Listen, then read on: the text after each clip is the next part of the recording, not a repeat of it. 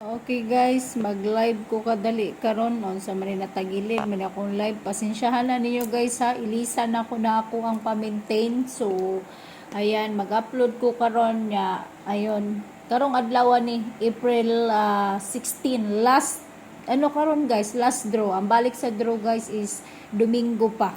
Okay, congrats sa tanan, congrats sa kundili schedule.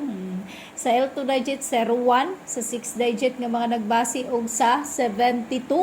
Sa akong mga dili schedule, wa jud mo lusot diha. So sa tanang mo sabay karon sa akong transaction 1K 1,000 pesos instead na 5K pasingiton takag 1K. So tawagi din ko kay last draw na karon na pamisigunda.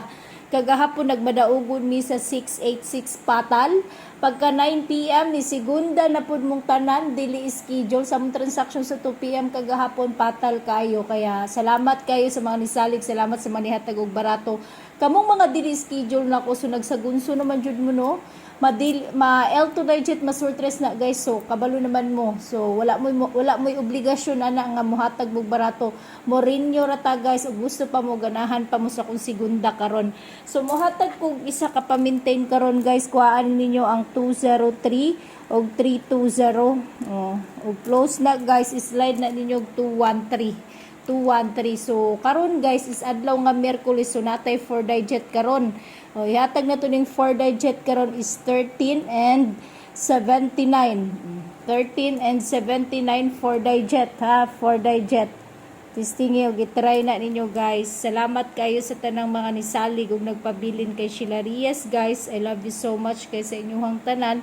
Ug unta magmadaugon pa mong tanan, ug unta ihatag pa ang grasya sa inyo ha. Ang isa ka surtres na ko guys, i-live na ko unya. So ang pa-maintain pa ni ha, ako ang gihatag karon. Akong pa sure og ako ang isa ka surtres unya guys, mag-live ko. Abangan ninyo ako live unya. So mag-announce na lang ko guys kay kani siya. Ako ra ni i-upload karon.